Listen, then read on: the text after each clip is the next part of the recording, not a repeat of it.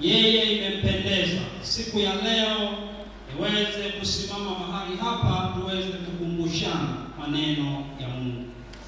Maneno ya Mungu siku zote huwa ni ya kukumbushana, kwa sababu hata kama kuna neno hujawahi kulisoma kwenye Biblia, inawezekana tu hujawahi kulifikia, lakini limetambuliwa na mstari mwingine ambao ulishawahi kusoma. Bwana Yesu asifiwe sana.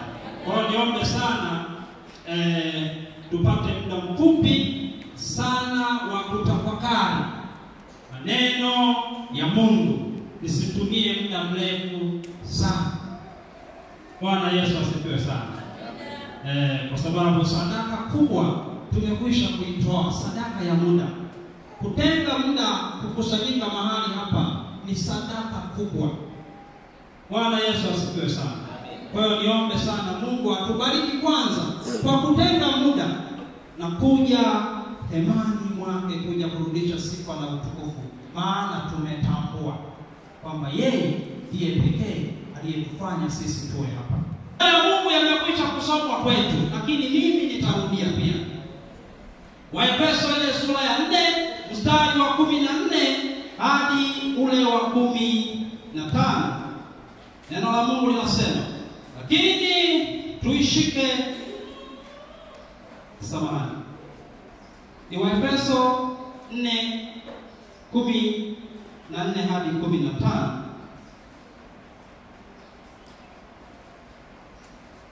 Neno la Mungu linasema, ili tusiwe tena watoto wachanga, tukitupwa huku na huku na kuchukuliwa na kila upepo wa elimu, kwa hila ya watu, kwa ujanja, tukizifuata njia za udanganyifu. 15. Lakini tushike kweli katika upendo na kukua hata tumfikie yeye katika yote, yeye aliyekichwa Kristo. Bwana Yesu asifiwe sana. Huyu ni mtumishi wa Mungu Paulo anazungumza na kanisa la Efeso. Kanisa la Efeso, kanisa hili anazungumza na watu ambao tayari ni watakatifu, wamekwisha kumwamini Yesu Kristo tayari. Lakini kanisa hili katika mji ule ukiangalia idadi ya watu walikuwa 200 mpaka 300,000. Kwa Kiswahili kabisa tunasema 200 mpaka 500, si ndio? Anazungumza na watu hawa ambao tayari wengi wao ndani ya kanisa wamekwisha kumwamini Yesu Kristo. Lakini licha ya kumwamini Yesu Kristo, ziko changamoto ambazo walikuwa wanazipitia. Bwana Yesu asifiwe sana. Na changamoto hizo ni pamoja na mafundisho ya uongo. Kwa hiyo mtumishi wa Mungu anazungumza na kanisa la Efeso kwanza waweze kujua kwamba wao ni watakatifu. Hilo ni jambo la kwanza. Maana yake wamekwisha kumwamini Yesu Kristo na sasa wapo kanisani wanadumu katika kumwomba Mungu. Hilo ni jambo la kwanza. Lakini baada ya kutambua hilo sasa anawasihi.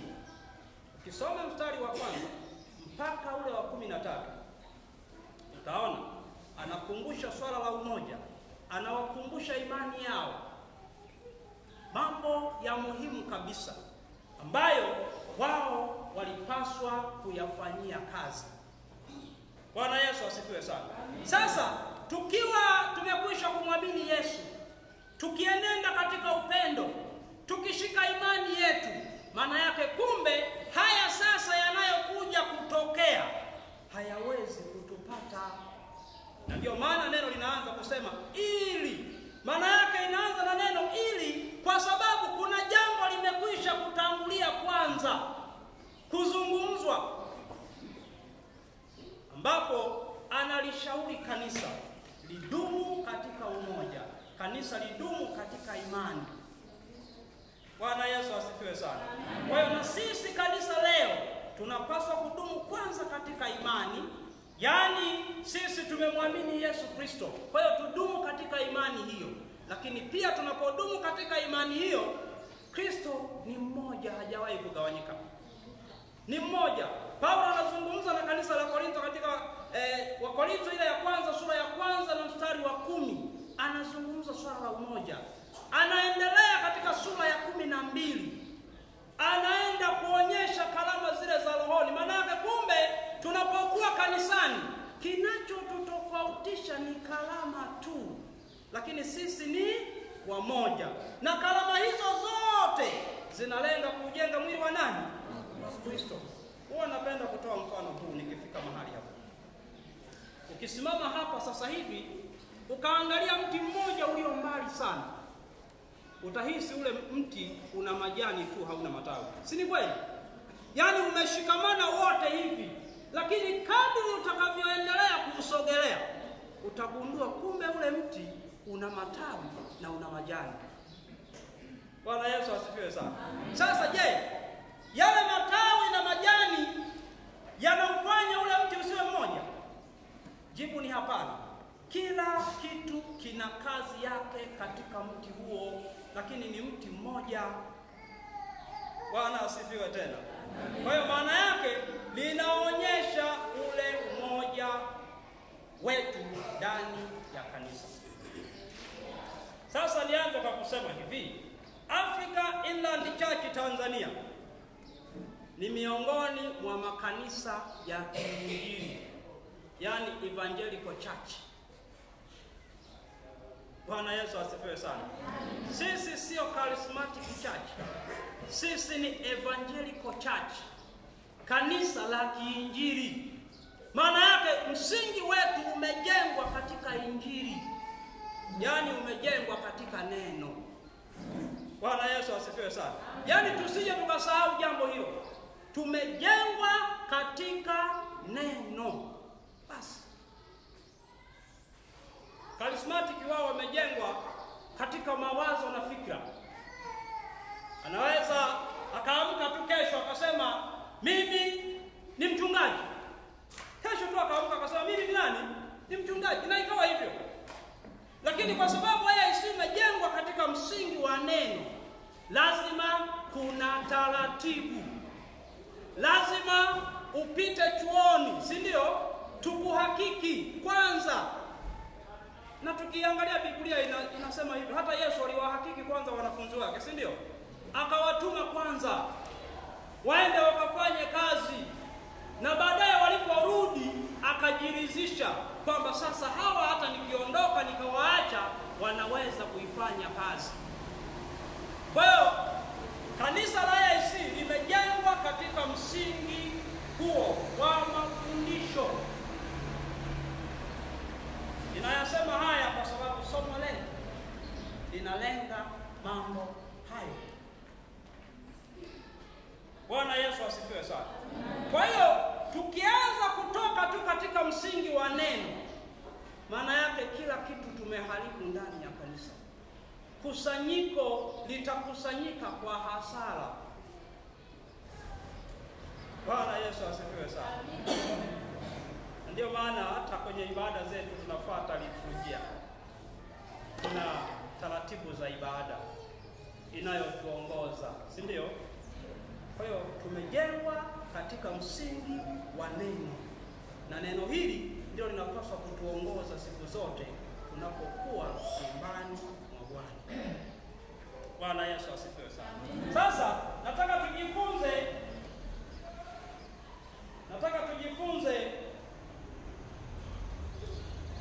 madhara ya kutokukua kiroho. Madhara ya kutokukua kiroho. Paulo anazungumza na kanisa la Efeso ambalo ni watu ambao wamekwisha kumwamini Yesu. Na anatoa ushauri kwa watu hao. Ni kama hivi leo sisi tumekwisha kumwamini Yesu, lakini yako mambo ya kukumbushana. Si ndio wapendwa? Yako mambo ya kukumbushana ambayo ni muhimu sana. Kwa hiyo moja tumekwisha kuona, imani tumekwisha kuiona, lakini Paulo anasema sasa kwamba tukiashika hayo sasa, maana yake katika hiki kinachofuata sasa huwezi kutupata. Bwana Yesu asifiwe sana. Amina. Neno la Mungu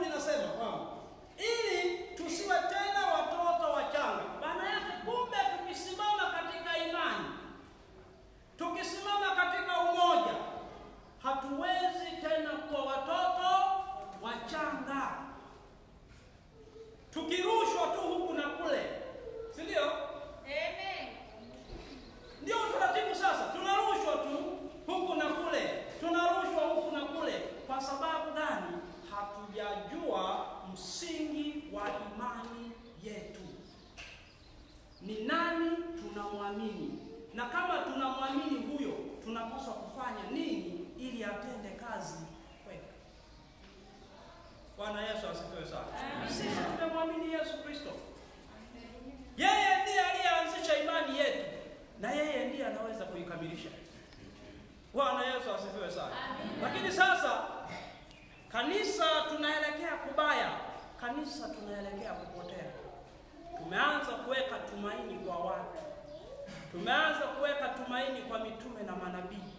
Tumeanza kuweka tumaini kwa watu badala ya kuweka tumaini kwa Mungu wetu. Bwana Yesu asifiwe sana. Paulo analiona jambo hili, akaliona ni la muhimu sana sana. Imani, uwe na uhakika wa kile unachokifanya. Hilo ni jambo la kwanza, kuwa na uhakika kwamba mimi nimekwisha kumwamini Yesu Kristo. Uhakika. Na huyu niliyemwamini anaweza kutenda mambo makubwa na magumu nisiyoyaweza mimi. Bwana Yesu asifiwe sana. Maana kumbe tukiamini hivyo, mimi na wewe tunaweza kumwambia Mungu jambo na akatenda. Lakini sasa kwa sababu imani yetu imelegea, na ndiyo maana sasa Paulo anasema tunachukuliwa na upepo. Tunaanza kukimbia kuna kule. Tumesikia si mtume nani amekuja na mafuta, mwingine amekuja na udongo kutoka Israeli, si ndio? Tunakimbia. Sasa kuna kitu wanaita nini? Prosperity gospel. Injili ya mafanikio. Ndio tunaikimbilia. Na mafanikio haya yanatajwa kule. Na mafanikio haya yana masharti kule. Yaani sasa hivi katika injili ninazozisikia sasa zilivyo na masharti, na mtu anaenda kwa mganga wa kienyeji hakuna tofauti. Si ni kweli wapendwa? Tofauti haipo. Wasukuma wanasema tunaenda kule tunatumia ile unaita material complex things. Unaambiwa nenda na kitambaa, nenda na maji, nenda na udongo. Sasa nafasi ya Kristo kwenye maisha yako iko wapi? Eti iko wapi? Kama umeamini katika kitambaa, kama umeamini katika maji ambayo unapewa ukayaweke ndani, kama umeamini katika udongo, nafasi ya Kristo kwenye maisha yako iko wapi? Inapotea. Inapotea kabisa. Bwana Yesu asifiwe sana. Kwa hiyo lazima sana tuwe makini. Umakini unatakiwa ujue imani yako. Na imani hii ukishajua itakuweka katika umoja. Utajua kwamba mimi nikisha muamini Yesu Kristo, basi imetosha. Ninaweza kuliitia jina la Yesu Kristo na yeye akatenda mambo makubwa sana. Yaani mpaka hapo nahisi kama nimemaliza kuhubiri. Lakini acha niendelee. Sasa madhara ya kutokukua kiroho ambayo mtumishi wa Mungu Paulo aliyefanya kazi kubwa kabisa, mimi huwa nasema kuzidi mitume wote, japo yeye hata hakuwa na Kristo. Maisha yake ya utume hakuwa naye, ila alikutana naye. Bwana Yesu asifiwe sana. Na ndio maana hata sisi tunajivunia kwa sababu hatukuwa na Kristo, ila tulikutana naye. Bwana Yesu asifiwe sana. Hukuwa na Kristo lakini ulikutana naye. Sielewi ilikuwa njia gani. Paulo alikuwa katika njia ya kuelekea Dameski, alikutana na Kristo. Matendo ya Mitume sura ya 4 mstari wa 9. Alikutana na Kristo. Kwa hiyo hata sisi Kristo hatukumfahamu, tulikutana naye. Akafanyika kuwa baraka kwetu. Na sisi tuliomkubali kukaa ndani yake, anatuongoza, anatupitisha katika magumu, anatufundisha kuwa wavumilivu. Duniani mnayo ziki, lakini jipeni moyo. Sasa kujipa moyo ndio imekuwa changamoto.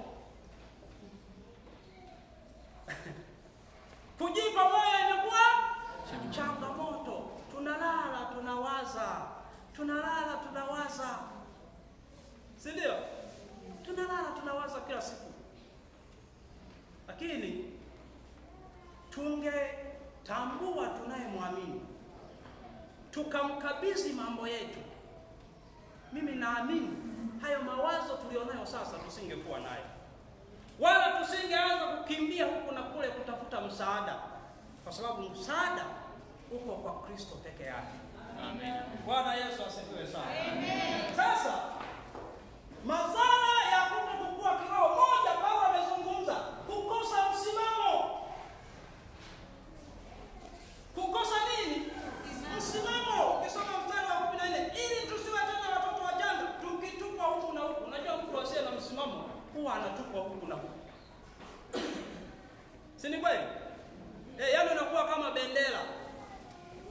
Ukishaweka mlingoti wa bendera ukiweka kule juu, yenyewe huwa inafuata upepo unakoenda. Sasa Mkristo ukiwa na maisha ya kufuata upepo, umekwisha. Umekwisha. Bwana Yesu asifiwe sana. Umekwisha. Kwa sababu moyo wako hautambui ni nani uliyempokea. Hautambui.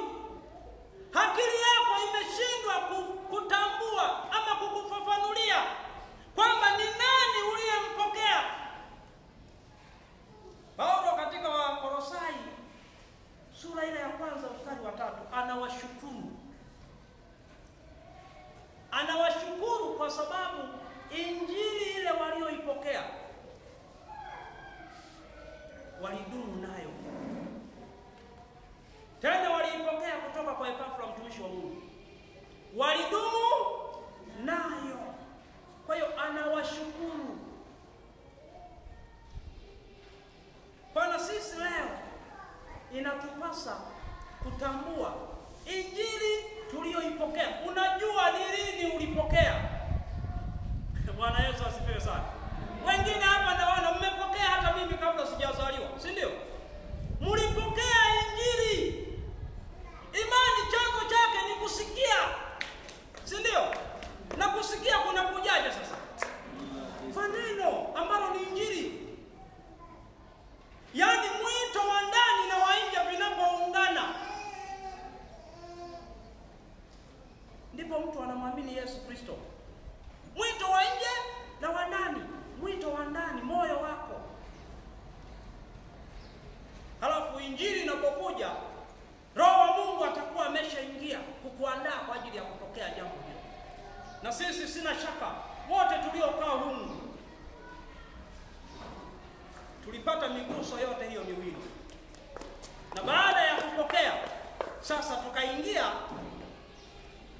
ndani mwa Bwana kuja kujifunza ama kufundishwa maneno ya Mungu. Kwa hiyo lazima tunapoingia, tunapofundishwa, tuyashike yatusaidie. Tukiyashika, maana yake hatuwezi tena kuwa hatuna msimamo. Tutakuwa na msimamo. Bwana Yesu asifiwe sana. Tuwe na msimamo. Ili sasa matangazo yanapotangazwa. Siku moja nikiwa kule Ikooni Malimbe nikasikia gari la matangazo linapita linasema mzee wa kesi yako imefanya nini? Imekwisha. Anaingia. Si ndio? Sasa unajiuliza, kesi inamalizwa na mtu au kesi inamalizwa na Kristo? Kesi inamalizwa na Kristo. Kesi haijawahi kumalizwa na mtu.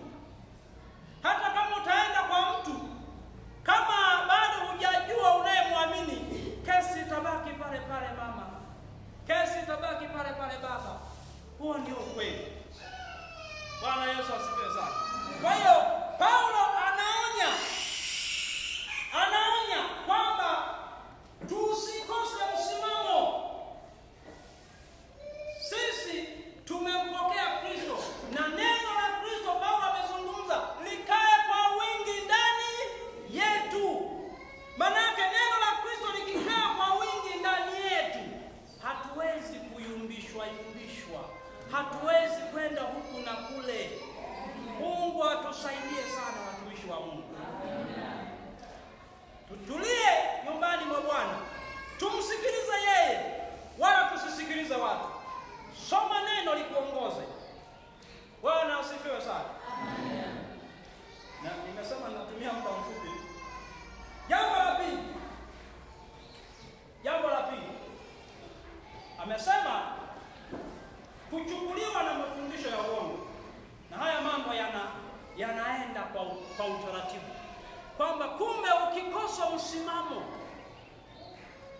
Ukikosa nini? Msimamo, utachukuliwa na mafundisho ya nini? Ya uongo. Mafundisho ya uongo sasa yanaendelea, ambayo yalilitesa kanisa la kwanza. Kanisa la kwanza liliteseka na mafundisho ya uongo. Mitume waliteseka na mafundisho ya uongo.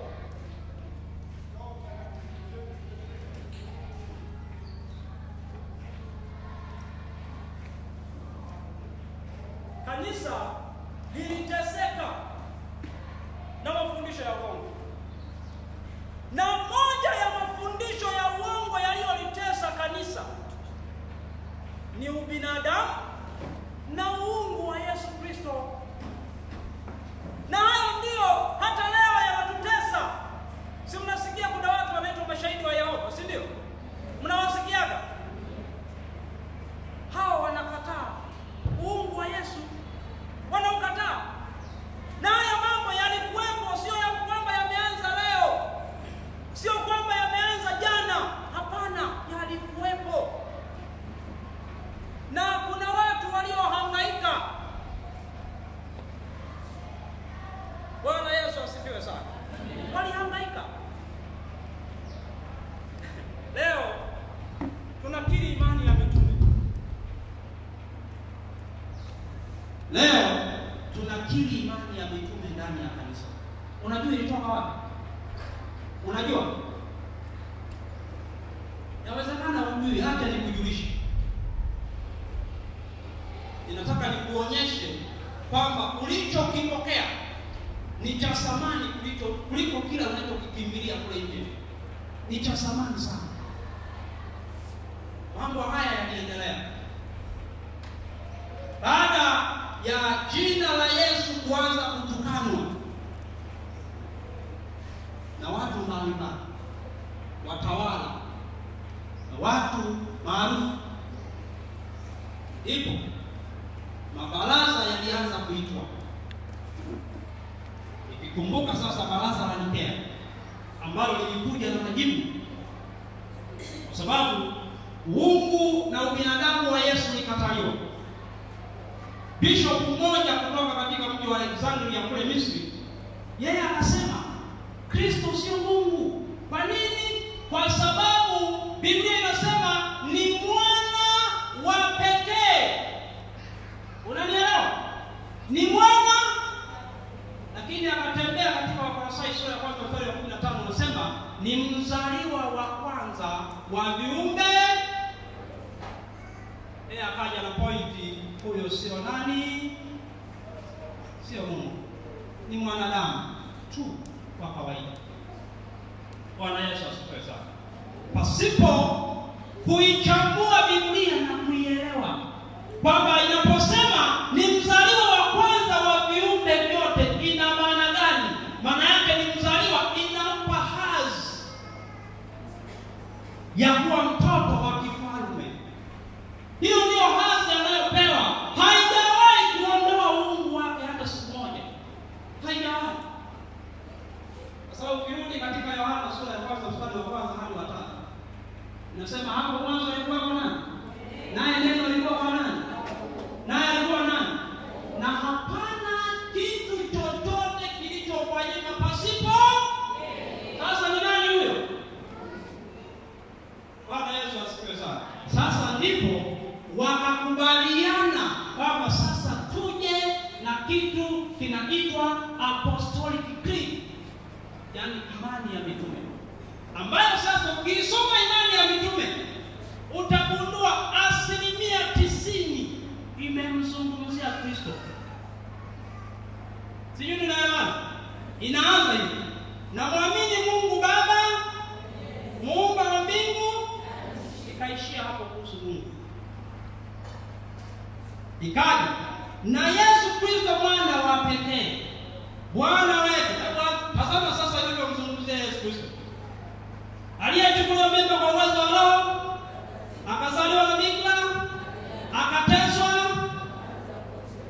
alafu akasulubiwa, akafa, akazikwa, akashuka mahali pa wafu, Siku ya tatu akafufuka, akapaa mbinguni, ameketi mkono wa kuume wa Mungu Baba Mwenyezi. Kutoka huko atakuja kwa hukumu walio hai na wafu. Ikaishia hapo. Hebu angalia sasa. Kutoka kule juu pote inateremka inamzungumzia Kristo tu. Halafu ikaja kipengele kidogo sana ikasema, na muamini Roho Mtakatifu. Ikaishia hapo. Na kanisa takatifu la waumini wote. Ikaishia hapo. Sijui unaielewa vizuri. Lengo ilikuwa ni kuweka wazi huyu Kristo tunayemwasilisha ni nani. Bwana Yesu asifiwe sana. Ni nani? Na ukitaka kumjua huyu Yesu Kristo tunayemwasilisha ni nani, nenda kasome Matendo ya Mitume sura ya 2 yote. Hapo ndipo utamuelewa. Petro anazungumza, anamsimulia ni nani. Na ukishajua huyu unayemwabudu Kristo ni nani, utaweka tumaini kwake. Bwana Yesu asifiwe sana. Kwa hiyo imani ya mitume ikatoa majibu kuhusu Kristo ni nani. Asifiwe sana. Kwa hiyo tukishindwa kuwa na msimamo, maana yake tutachukuliwa na mafundisho ya uongo. Kwa hiyo niwaombe sana ndugu zangu, tuwe na msimamo. Bwana Yesu asifiwe sana. Tusimame, tuelewe tuliyempokea ni nani na tumtegemee. Bwana asifiwe sana. Paulo anazungumza na kanisa la Efeso. Leo anazungumza na kanisa la Amani ndugu wangu. Amen. Sasa tukichukuliwa na upepo, jambo lingine lipi linalofuata? Ama tukichukuliwa na mafundisho ya uongo, nini sasa kinafuata? Inaendelea kusema tutazifuata njia za udanganyifu. Tutafuata njia za udanganyifu. Tutadanganywa na kudanganywa na kudanganywa. Siku moja nikawa ninasikiliza mtu mmoja anahubiri. Unajua nafasi ya Kristo katika maisha yetu tumeshindwa kuelewa. Kristo ni nani? Alikuja kwa sababu gani? Si ndio? Tumeshindwa kuelewa. Na ndio maana tunahangaika. Na ndio maana tunafuata njia za udanganyifu. Hatujui Kristo ni nani na kwa nini alikuja katika maisha yetu. Tukilijua hilo, hamna shida. Kristo alijitoa sadaka. Ndio. Na sadaka hii ilikuwa ni sadaka ya upatanisho. Mimi na wewe baada ya dhambi ya kule bustanini, tengwa mbali na Mungu, hatukuweza kufanya mawasiliano na Mungu tena. Hatukuweza. Kwa hiyo Kristo alikuja kufanya patanisho. Kumbe mnaita reconciliation, si ndio? Patanisho. Ili mimi na wewe tupatane tena na nani? Mbinguni. Ili hata tunapoomba maombi yetu Mungu wa mbinguni afanye nini? Asikie. Na ndio maana kila mmoja anapoomba hapa anamaliziaje? Kwa jina la nani? Basi. Kwani unasema kwa jina la msalaba? Ni la Yesu. Yake kupitia yeye sisi tunawasiliana na Mungu. Hakuna aliyemwona Baba pasipo yeye.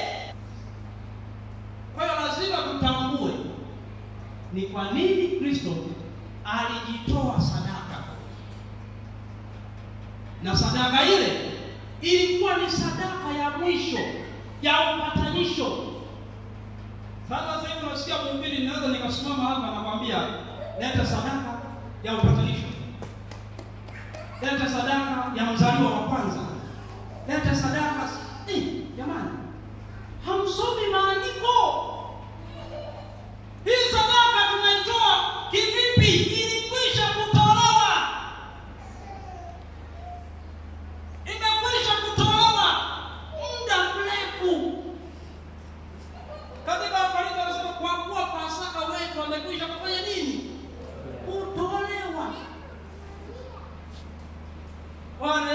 asifiwe sana. Ndugu zangu, tukishindwa kulielewa neno, tutaanza kupita njia za udanganyifu, tutapotea sana. Mtu mmoja aliwahi kuniuliza kuhusu habari ambayo mimi sikuwahi kuiona AIC, kwa sababu AIC nimesema ni kanisa lililojengwa katika msingi wa neno. Lakini sasa ninaiona kwa baadhi ya makanisa ya AIC habari ya kunena kwa lugha. Tangu nimekuwepo AIC mimi nimekuja kuanza kuisikia hivi karibuni. Si tunaisikia? Binafsi mimi huwa sina tatizo sana na mtu anayenena kwa lugha.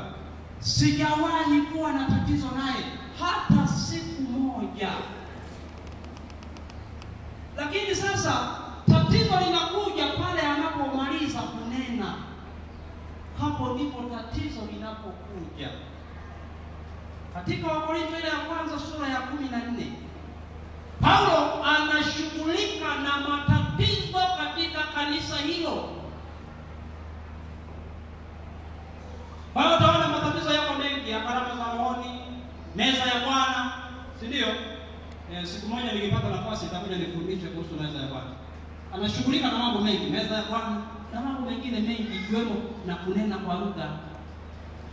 Paulo anasema kunena kwa lugha sio tatizo. Kwa nini? Kwa sababu ninayoyanena mimi nikinena kwa lugha, ninazungumza na Mungu wangu aliye wapi? Na hiyo ni siri kati ya Mungu na mimi mnenaji. Je, tunapokuwa kanisani, Paulo anasema imetupasa kufaidiana. Kwani tangu nimeanza kuzungumza hapa, nani hajaelewa? Au nani hasikii ninachokizungumza? Si wote tunasikia? Je, nikianza kunena kwa lugha utaelewa? Huwezi kuelewa.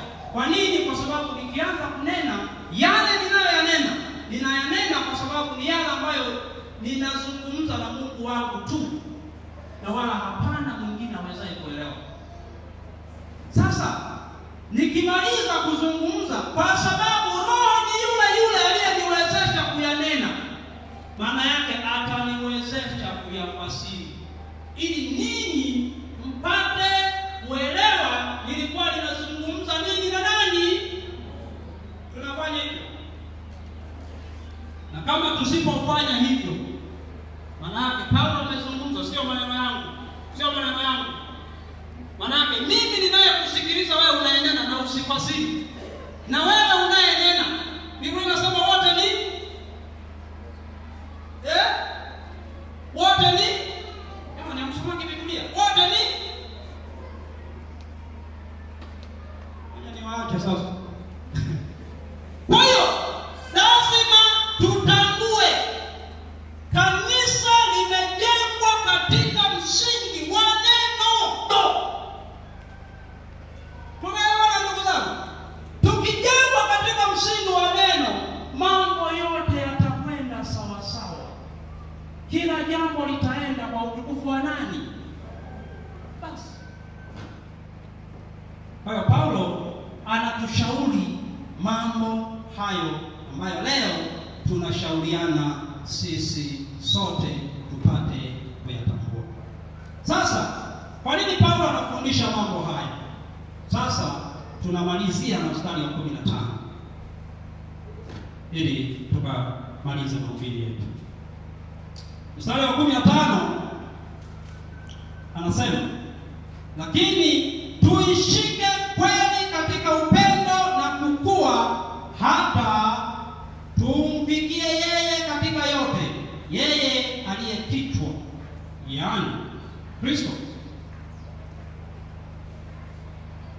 Tushike nini tu jamani? Kweli. Paulo amesema, Paulo huyo Petro samani, yatamanini maziwa yasiyofanya nini? Yasiyogoshiwa, pate kuukulia nini? Wokovu. Kwa hiyo kumbe sisi tunapaswa kusimama katika neno. Kumjua Kristo huyu ni kupitia kusoma nini, ndugu zangu? Neno la Mungu. Na neno hilo tutakapolisoma, tutamwomba Roho huyu wa Mungu ambaye Kristo wakati anaondoka alituachia, ambaye sasa ninaamini yu ndani yetu kulingana na Waefeso 3:20. Yu ndani yetu.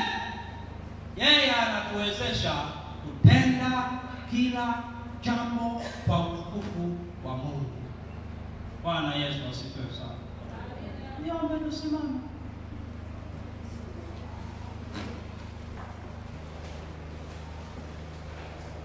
Nataka nimjue Yesu na nizidi kumfahamu,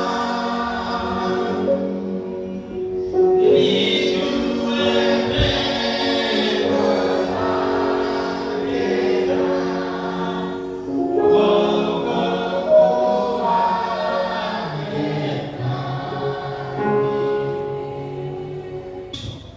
wake msalabani ili sisi tupate wokovu.